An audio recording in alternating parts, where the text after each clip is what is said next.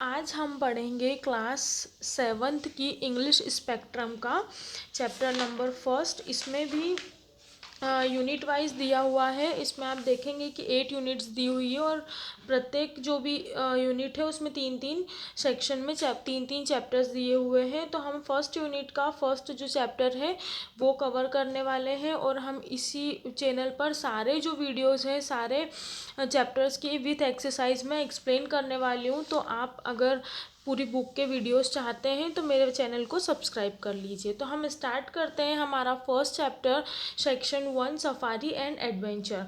The South Indian African hunted industry particularly big game hunting is coming under increased fire and criticism. Though Africa welcomes thousands of hunters every year, but the hunts are spaced across the media under the sensational title that includes dramatic terms like scandal and outrage. As a result, animal lovers decry hunters' apparent contributions to the decline of a engaged species number. इसका मतलब है कि दक्षिण अफ्रीकी जो शिकार है वो उद्योग के रूप में लिया जाता है और इसमें जो शिकारी है वो बहुत ही बढ़ चढ़कर हिस्सा लेते हैं और ये एक आग और आलोचना के जैसे फैल रहा है। हालांकि अफ्रीका में हर साल हजारों शिकारियों का शिकार किया जाता है, लेकिन सनसनीखेज शीर्षकों के तहत मीडिया में शिकार का प्रसार किया जाता है जिसमें स्कैंडल और ऑटरिज जैसे नाटकीय शब्द शामिल है। एक परिणाम के रूप में पशु प्रेमियों ने लुप्त प्रजातियों की संख्या में गिरावट के लिए शिकारियों को स्पष्ट योगदान को कम कर दिया है। We will talk more about hunting further down the pages, but right now let's just state clearly that the African budget safari absolutely does not sell hunting trips, nor do they endorse hunting for sports. This, on our opinion, is a primitive passing of ancient people. हम यहाँ पर शिकार पर चर्चा करेंगे, लेकिन यह भी खत्म है कि अफ्रीकी बजट सफारी पूरी तरह से शिकार यात्राएं नहीं करने देती है और नहीं शिकार करने वालों को उनके शिकार करने वाले जो खेल करते हैं उनका समर्थन करती है। Today the negative connotations of a world safari are being rapidly replaced by the more modern association with socially and environmentally responsible travel. Africa typically implies that the journey will include game viewing and some time spent in the wilderness area, game reserve and national parks. A traditional African safari usually focused to seeing Africa wildlife, but presently Africas are definitely not limited to game viewing. आज safari शब्द के नकारात्मक अर्थों को सामाजिक और पर्यावरण रूप से जिम्मेदारी से प्रतिस्थापित किया जा रहा है। अफ्रीकन सफारी का अर्थ है कि यात्रा में खेल देखना और राष्ट्रीय उद्यानों में बिताया जाने वाला जो समय है वो, और एक पारंपरिक अफ्रीकन कल्चर पर फोकस किया जाता है इसमें। पर अब यह केवल खेल देखने में निर्मित नहीं है, अब सफारी का कुछ अलग मतलब है। और safari still involve wild life but other than the term has been purported to mean something entirely new. Safari are now from admiring wildlife and the bird in the wild along with a host of other adventures. Safari में कभी भी वन्य जीवों को जब शामिल किया जाता है, परंतु इसमें वन्य जीवों के साथ साथ कुछ कलाकार और कुछ पशु पक्षी भी शामिल हो जाते हैं। Safari have largely developed into holiday trips that actually benefit the wild life of Africa by supporting local conservation effort and wildlife sanctuaries as opposed to hunting the animal. Visitors get the encounter them the help make a difference in protesting the species. Safari companies either actively contribute toward conservation project to help generate tourism revenue which is used to manage wildlife project and game reserve.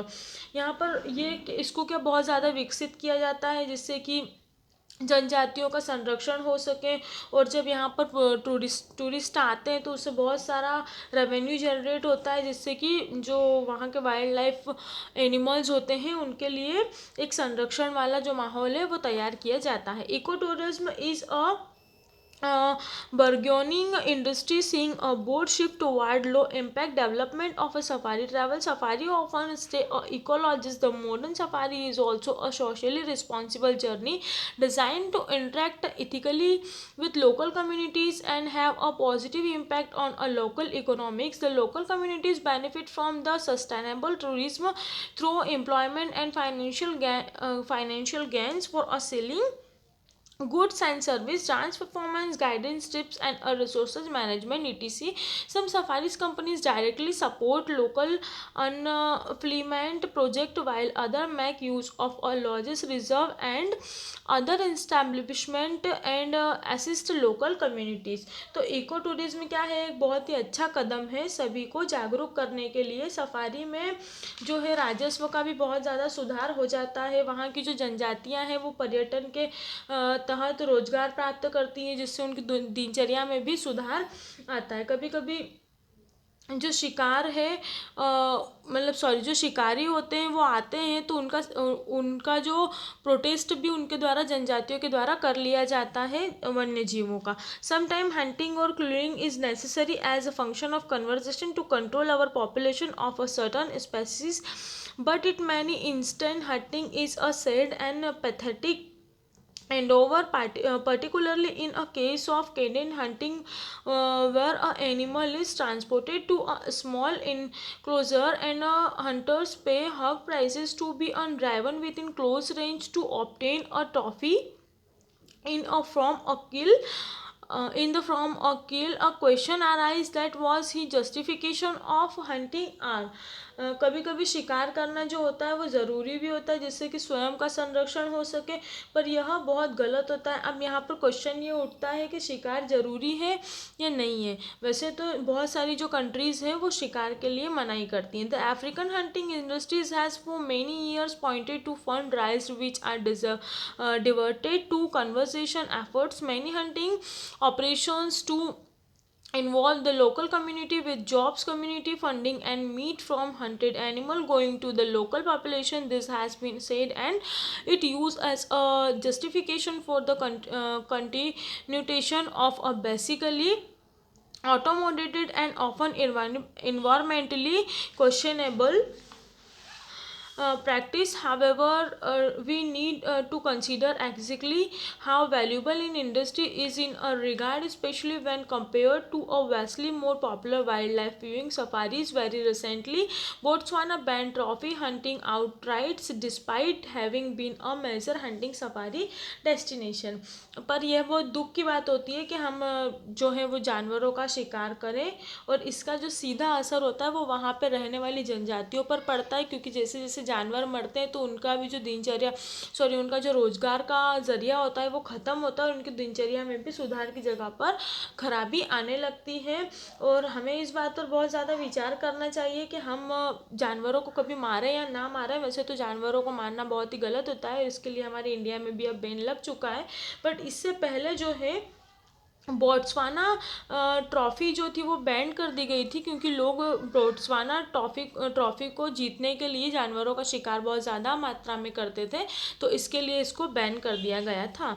Do you know modern safari is not a hunting trip now. Botswana example is a clear indication of a way forward gone are colonial days when a safari was an overlanded journey aimed at a hunting wild animal. The traditional used to word has changed so out with old ideas about a safari and in with the new of improved interpretation of a safari. Nowadays safari are not about to exploiting natural resources and trophy hunting for sports. मतलब आजकल के जो आप जानते होंगे कि आजकल की जो ट्रिप्स होती हैं सफारी की वो केवल जानवरों को मारने के लिए नहीं होती है, वो थोड़ा बहुत मस्ती मजाक और जो मतलब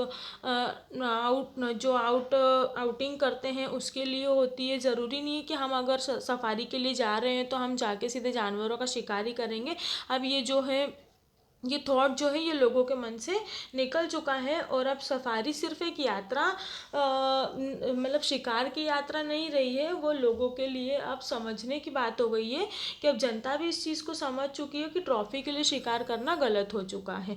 the term big five was originally coined by big fame hunters to refer to the most dangerous animal to hunt today. However the big five of America are the top animal tourist want to see on a safari out. The big five animal: lion, leopard, rhino, buffalo and elephant. Only the buffalo is not a threatened of indulged.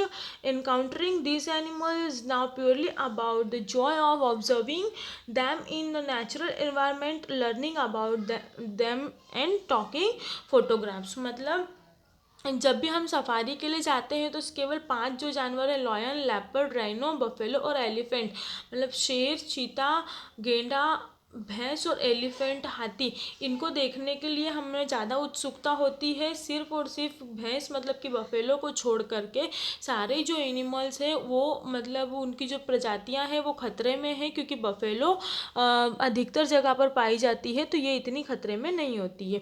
तो ये जो हमारा chapters था safari and adventure, इसका जो explanation ये ख़त्म हो चुका है और इसमें पूरा शिकार के बारे में चर्चा की गई थी। इसके बाद हम इसकी जो एक्सरसाइज है ये हम हमारे नेक्स्ट वीडियो में देखेंगे, ये हम हमारे पार्ट 2 में देखेंगे। अगर आपको मेरे वीडियोस पसंद आते हैं तो प्लीज़ चैनल को सब्सक्राइब कीजिए और वीडियो को लाइक कीजिए। Thank you.